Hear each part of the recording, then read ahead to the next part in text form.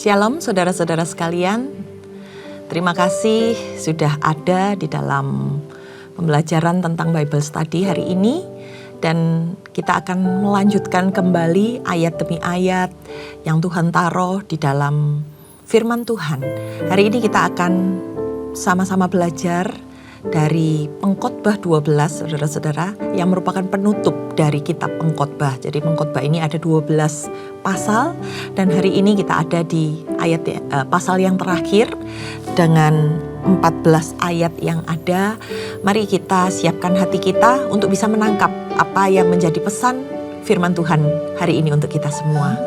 Terima kasih Tuhan, terima kasih.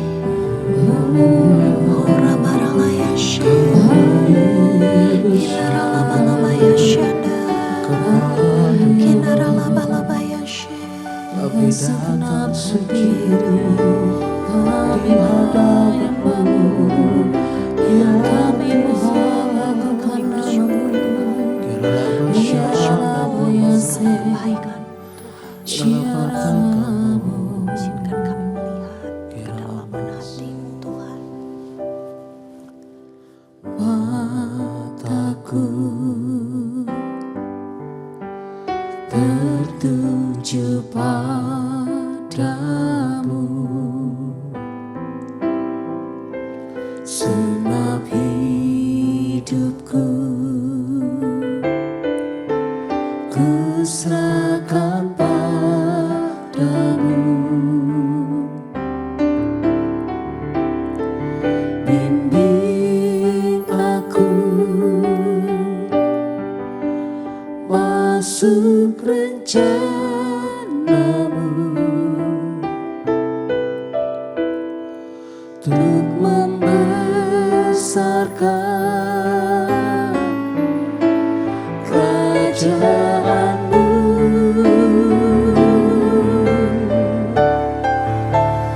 Ku mau mengikuti kehendak-Mu ya Bapa. Ku mau selalu menyenangkan hati-Mu.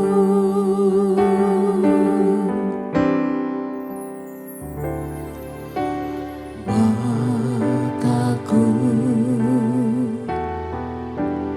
tertuju padamu, senap hidupku ku serahkan padamu. Bimbing aku masuk rencana-Mu untuk membesarkan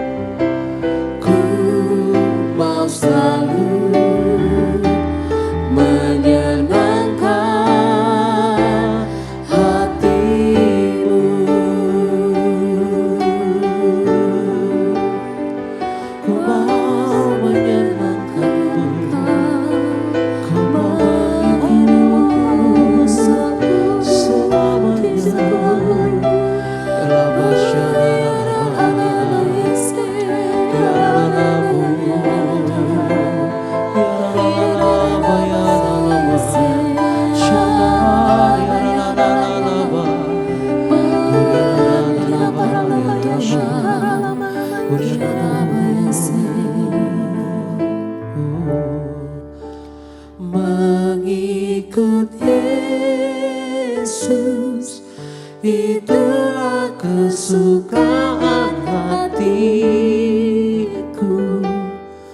Ku lepas semua hakku untuk mengenal kehendaknya di hidupku, mengiring Yesus, itulah kekuatan hidupku. Ku yakin anugerahnya mampu jadikanku hamba yang berkenan selalu.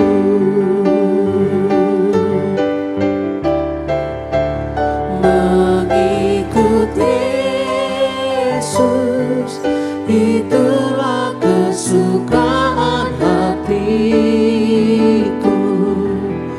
Ku lepas semua hakku untuk mengenal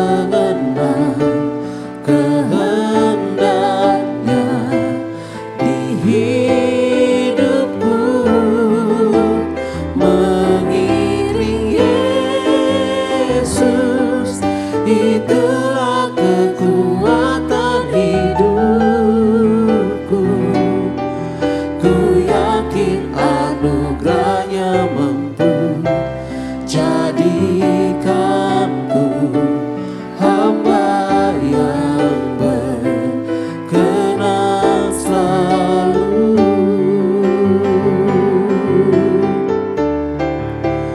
Mengikut Yesus, itulah kesukaan hatiku. Ku lepas semua hakku untuk mengenal kehendaknya di hidupku, mengiring Yesus, itulah kekuatan hidupku. Ku yakin anugerahnya mampu jadikanku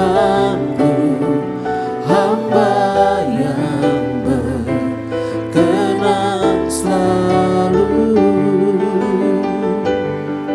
Ku yakin anugerahnya mampu jadikanku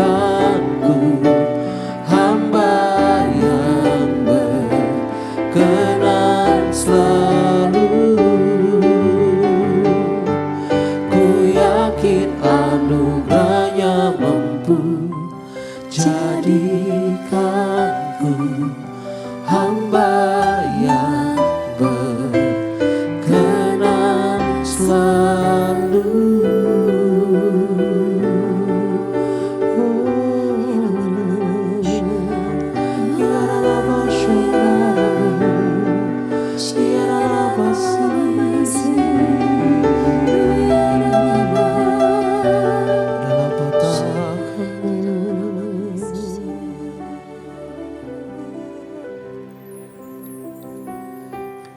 Ingatkan setiap kami ya Tuhan, di setiap hari-hari kami, bahwa mata Tuhan tertuju kepada orang-orang benar yang melakukan segala kehendak-Mu di dalam kehidupannya.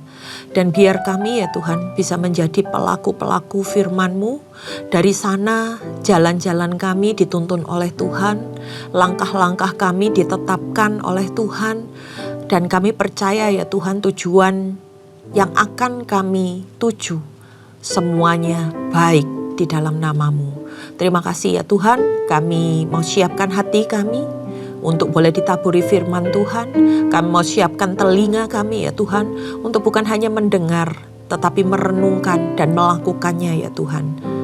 Untuk hidup kami hari demi hari semakin berkenan di hadapan-Mu. Hanya di dalam nama Tuhan Yesus. Amin. Saudara-saudara, hari ini kita melanjutkan Pengkhotbah 11. Jadi Pengkhotbah 12 ini sebuah perikop yang sama dengan Pengkhotbah 11 akhir. Jadi tetap memberikan nasihat untuk pemuda dan pemudi supaya berjaga-jaga ketika Tuhan berikan kesempatan di fase ini, supaya kita bisa dengar-dengaran sama Tuhan dan supaya kita bisa menjaga langkah kaki kita untuk bisa melakukan kehendak Tuhan, bukan hanya terpaut dengan apa yang kita lihat di dunia ini, apa yang ingin kita rasakan dalam kehidupan ini, tetapi mencari makna yang sesungguhnya yang Tuhan kehendaki untuk kita masing-masing jalani. Mari kita baca di dalam ayatnya yang pertama. Pengkhotbah 12 ayat yang pertama. Ingatlah penciptamu, ingatlah akan penciptamu pada masa mudamu. Sebelum tiba hari-hari yang malang dan mendekat tahun-tahun yang kau katakan, tidak ada kesenangan bagiku di dalamnya. Nah, saudara-saudara, ketika kita lihat peringatan di ayat yang pertama ini, kita diingatkan untuk senantiasa mengingat Tuhan kita. Peringatan untuk tidak menghabiskan masa muda, usia produktif dengan kesia-siaan. Karena nanti endingnya adalah ketika kita di masa tua dan sudah tidak bisa melakukan apapun. Nah, di awal ayat yang pertama ini diingatkan, jangan menghabiskan masa mudamu dengan kesia-siaan. Ingatlah kepada Tuhan yang menciptakan kamu. Ingatlah kepada tujuan yang Tuhan taruh. Tuhan titipkan buat setiap kita. Apa yang harus kita kerjakan sampai selesai. Sesuai dengan rencananya Tuhan. Kita boleh memiliki segala rencana, saudara-saudara. Tapi Tuhan itu ketika Dia membentuk kita di dalam kandungan, Tuhan itu sudah menitipkan rencana-rencananya untuk kita kerjakan. Nah, ketika kita ada, ketika kita menikmati segala sesuatunya, ingat, jangan sampai kesenangan, harapan, tujuan yang kita kerjakan itu gak sesuai sama apa yang Tuhan mau. Dimana mungkin kita hanya berusaha untuk memuaskan daging kita tanpa mencari apa yang Tuhan mau, apa yang Tuhan senangi. Sehingga kita gak bisa menyelesaikan bagian kita. Dalam menikmati hidup di masa muda, ingatlah bahwa suatu ketika kita akan ada di penghujung hidup kita, yaitu kematian. Dan ketika itu jangan sampai kita menyesal karena kita terlambat untuk mempersiapkannya. Atau jangan sampai kita merasa bahwa saya sudah mempersiapkan dengan baik kehidupan saya. Tetapi kenapa kok endingnya seperti ini? Itu bukan apa yang kita rasakan. Tetapi kita tahu bahwa Tuhan turut bekerja sekalipun dalam hal-hal yang tidak baik. Sehingga hati kita tetap bersuka cita. Hati kita tetap senantiasa bersyukur. Dan pertolongan dari Tuhan itu akan senantiasa disediakan buat orang yang hidupnya berkenan kepada Tuhan. Karena kata hari-hari malang yang mendekat itu bisa diartikan ketika kita sudah melewati masa produktif kita dan kita masuk di dalam usia senja kita. Yang seolah-olah kita gak bisa ngapa-ngapain, perasaan kita hampa, dan segala pencapaian kita yang kita lewati salah, saudara-saudara. Karena apa? Gak sesuai sama apa yang jadi maunya Tuhan. Sehingga yang kita sesali hanya, kenapa aku menghabiskan waktu masa mudaku dengan hal-hal yang sia-sia. Sehingga pengkhotbah mengingatkan di sini. Tidak ada kesenangan bagiku di dalamnya. Bukan artinya di dalam kehidupan kita ini gak ada kesenangan. Tapi bagaimana kita bisa mengelola waktu dengan baik. Diingatkan buat setiap orang-orang yang masih bisa menjalankan kehidupannya. Yang masih bisa bekerja, masih bisa melakukan segala sesuatu. Ingat Tuhan. Ayat ini sangat merema ketika saya mempersiapkan pengkhotbah 12 ini. Ini mengingatkan saya untuk hati-hati dalam melakukan segala apapun. Karena at the end kita pasti akan melewati akhir hidup kita. Dan jangan sampai kita bilang tidak ada kesenangan bagiku di dalamnya. Tapi ketika kita berpulang, hendaknya kita bisa berpulang dengan sukacita. Karena kita bisa berkata pada Tuhan, I'm done and I'm finished. Di ayat yang kedua saudara-saudara, sebelum matahari dan terang, bulan dan bintang-bintang menjadi gelap, dan awan-awan datang kembali sesudah hujan. Di ayat yang kedua ini dipakai lagi sebuah lambang-lambang, berbagai lambang-lambang atas segala situasi. Ini menjelaskan apa? Keadaan yang sebenarnya. Matahari, terang, bulan dan bintang menjadi gelap. Awan-awan sesudah hujan ini menjelaskan bahwa situasi akibat mungkin bencana, kemalangan yang menggambarkan bahwa nantinya kita itu diperhadapkan dengan sebuah pengadilan atau penghukuman. Jadi kita mesti ingat ketika kita masih ada di dalam terang, ketika kita masih bisa melakukan yang terbaik, ketika terang itu ada, yuk kita lakukan semaksimal mungkin supaya jangan sampai ketika bencana atau kemalangan itu hadir dan kehidupan kita menjadi gelap, kita belum bisa menyelesaikan apapun di dalam kehidupan kita. Di ayat yang ketiga saudara-saudara, pada waktu penjaga-penjaga rumah gemetar dan orang-orang kuat membungkuk dan perempuan-perempuan penggiling berhenti karena berkurang jumlahnya, dan yang melihat dari jendela menjadi kabur. Waktu saya lihat ayat ini maksudnya apa ya? Karena di situ disebut ada penjaga-penjaga rumah, orang-orang yang menjaga rumah dikatakan gemetar. Orang-orang yang kuat itu sampai membungkuk saudara-saudara. Dan dikatakan perempuan-perempuan penggiling itu berhenti melakukan tugasnya. Ini ternyata menggambarkan keadaan ketika semua orang sedang melakukan aktivitasnya masing-masing, tapi sedang mengalami kejadian yang tidak baik. Sampai membuat gemetar, sampai membuat membungkuk, sampai berhenti. Ini ada sesuatu yang menyeramkan yang mereka lihat. Bagaimana apa yang menjadi aktivitas mereka itu menjadi kabur atau enggak baik. Nah, ini kita bahas lagi di ayat yang keempat. Dan pintu-pintu di tepi jalan tertutup dan bunyi penggilingan menjadi lemah dan suara menjadi seperti kicauan burung. Jadi hanya terdengar kicauan burung dan semua penyanyi perempuan tunduk. Ini efek lainnya saudara-saudara dari apa yang dijelaskan di ayat yang ketiga. Efek lain dari keadaan yang gak baik itu pintu-pintu di tepi jalan gak ada yang terbuka, tapi semua tertutup. Lalu bunyi penggilingan itu harusnya kan kenceng ya saudara-saudara. Itu jadi lemah karena dikatakan melemah. Dan suara-suara itu jadi gak jelas, cuman terdengar kicauan-kicauan burung. Bahkan penyanyi pun sedang tertunduk. Hal yang digambarkan dengan sukacita menyanyi, dia menjadi tertunduk. Lah kebayang gak saudara-saudara, kejadian apa yang menyertai keadaan ini? Lalu saya keinget, ini ibarat seperti kemarin kita ada pandemi COVID yang melanda dunia. Gambarannya seperti ini kira-kira. Semuanya terhenti. Bahkan orang yang tadinya kuat, orang yang tadinya perkasa, hari itu berhenti.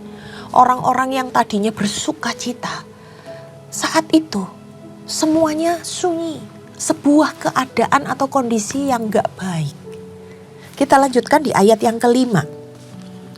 Juga orang menjadi takut tinggi dan ketakutan ada di jalan. Pohon badam berbunga, belalang menyeret dirinya dengan susah payah, dan nafsu makan tidak dapat dibangkitkan lagi.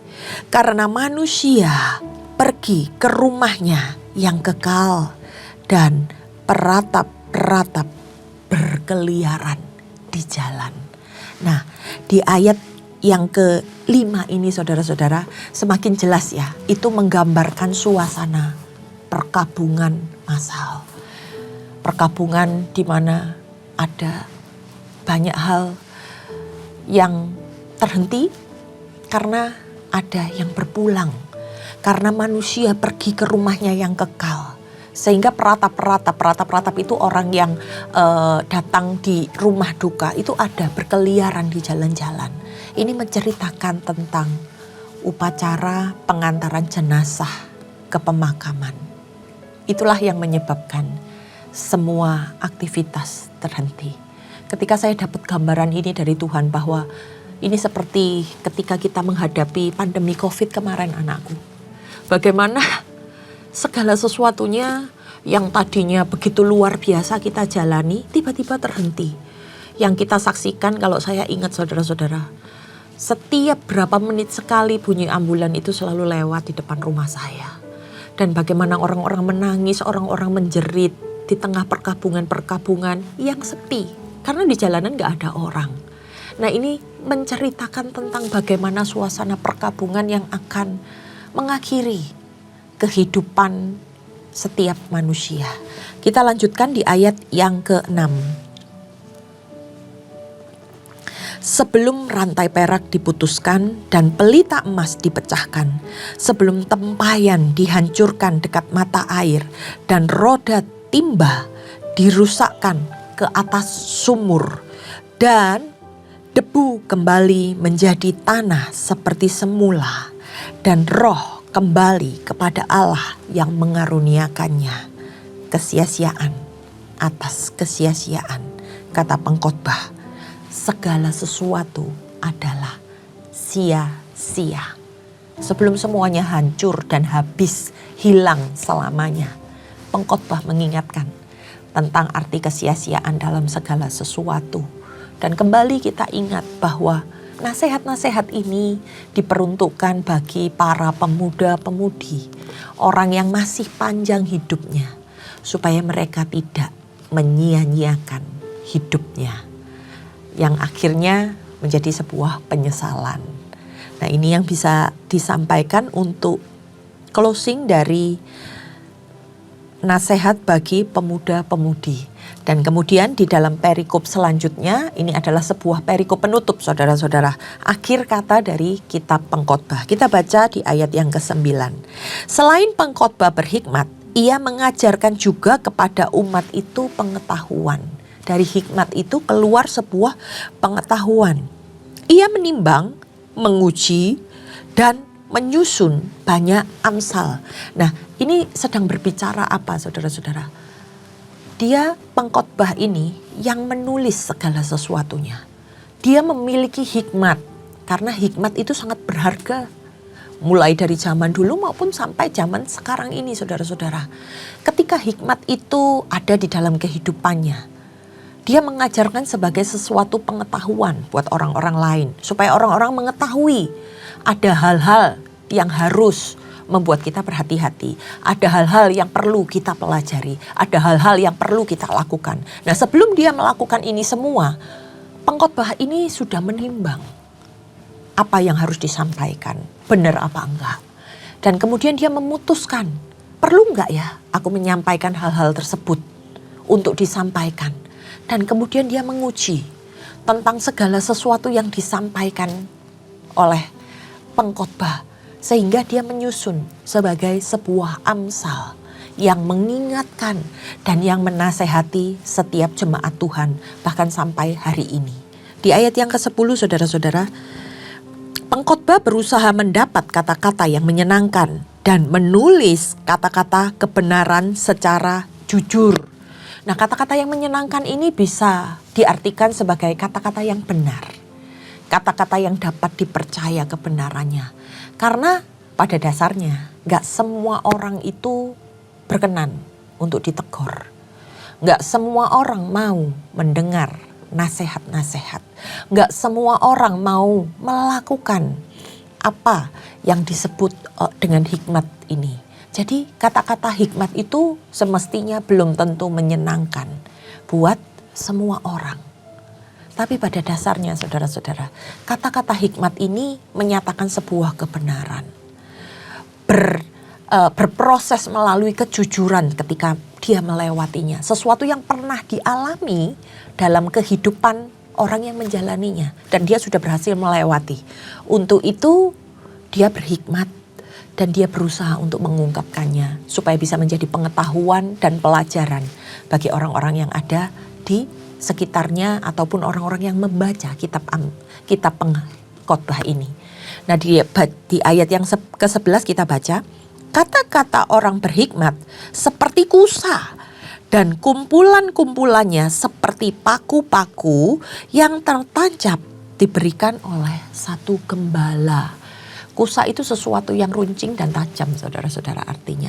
Jadi kata-kata yang berhikmat ini seperti kusa atau dikatakan paku-paku yang tertancap, sesuatu yang runcing, yang tajam ujungnya.